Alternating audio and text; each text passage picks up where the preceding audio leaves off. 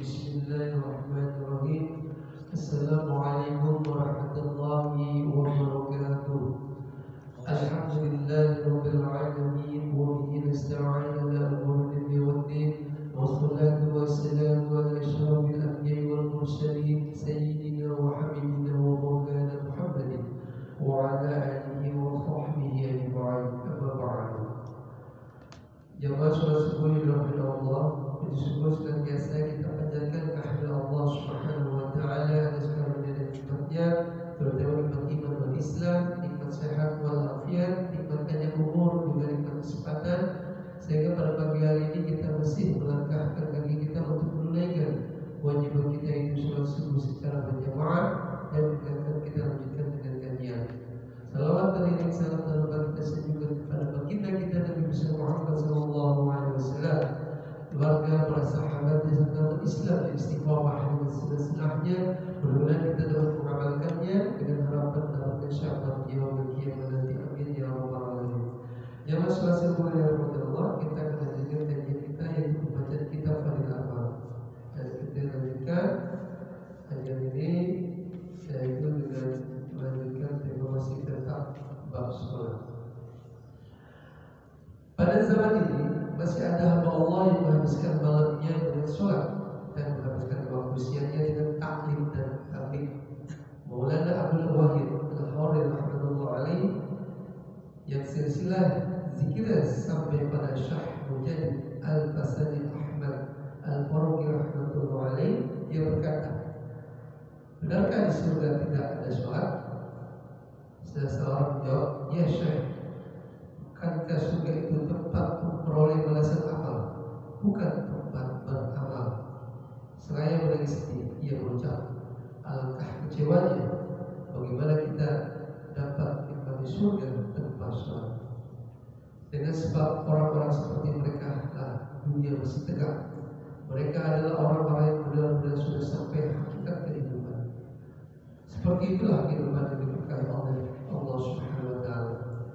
Bukan sesuatu yang sulit bagi Allah untuk memasukkan hamba yang hina ini ke dalam golongan mereka dengan kemurahan dan kasih sayangnya yang luas.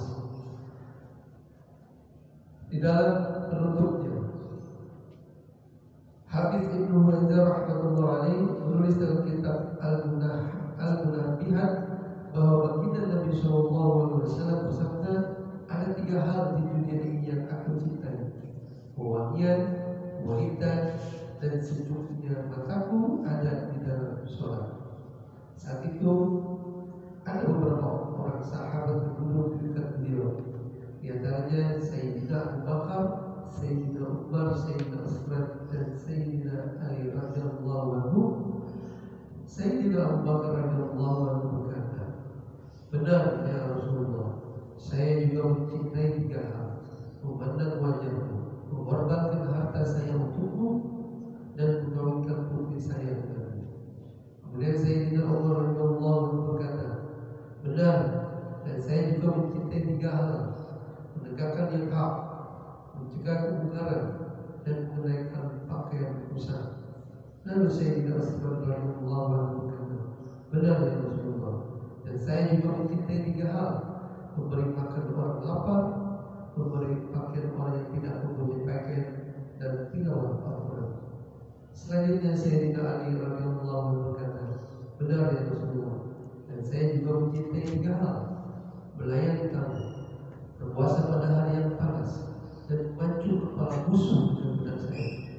Lalu muncullah malaikat Jibril alaihissalam dan berkata kepada baginda Rasulullah sallallahu alaihi wasallam, Allah Subhanahu wa taala mengutus saya akan menyampaikan kepada engkau apa yang saya cintai jika saya menjadi seorang manusia.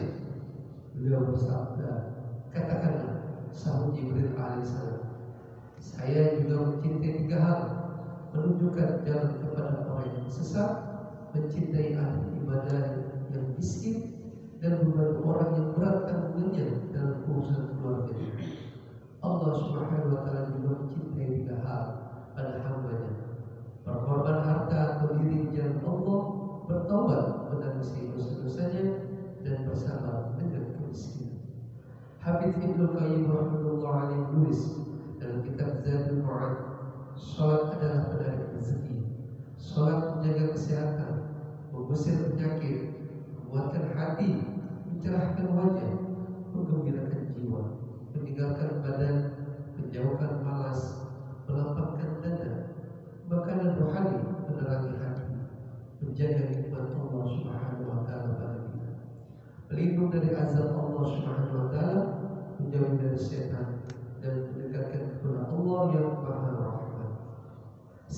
hakikatnya sholat mempunyai peranan khusus dalam menjaga kesehatan jasmani dan rohani. Sholat berpengaruh luar biasa terhadap jasmani dan rohani serta menjauhkan kita dari bahaya dunia ataupun akhirat, yakni sangat bermanfaat di dunia dan bermanfaat di akhirat. Alhamdulillah, pembahasan yang singkat ini mudah-mudahan menambah keimanan dan ketakwaan kita kepada Allah Subhanahu wa taala, di mana yang menjelaskan ada peristiwa atau dialog antara baginda Rasulullah SAW dengan para sahabatnya, dan di sini dijelaskan bagaimana Rasulullah SAW ada 3 hal di dunia ini yang aku cintai: uangnya, wanita, dan sejuknya mataku ada di dalam sholat. Bahkan salah satu di antara 3 itu adalah sholat, di mana baginda Rasulullah SAW terus menekankan untuk kita melakukan ibadah sholat. Bahkan di kalimat penutup tadi dijelaskan oleh Ibnu Qayyim rahimahullah alaih di dalam kitab Zadul Ma'ad bahwa sholat adalah menarik rezeki, bahkan banyak sekali apa manfaat yang dilakukan ketika kita melakukan sholat. Singkatnya, sholat merupakan peranan khusus dalam kehidupan kita, dan jangan sampai kita lalai untuk melaksanakan kewajiban sholat kita, baik itu secara berjamaah maupun secara sendiri. Namun kita harapkan sholat ini jangan sampai ditinggalkan dalam kehidupan kita sehari-hari. Demikianlah yang dapat kami sampaikan. Mudah-mudahan ini bermanfaat terutama bagi saya pribadi dan para jamaah sekalian yang mendengarkan. Dan mohon maaf apabila ada sesuatu hal yang kurang berkenan. Wabillahi taufiq wal hidayah. Wassalamualaikum warahmatullahi wabarakatuh. Waalaikumsalam.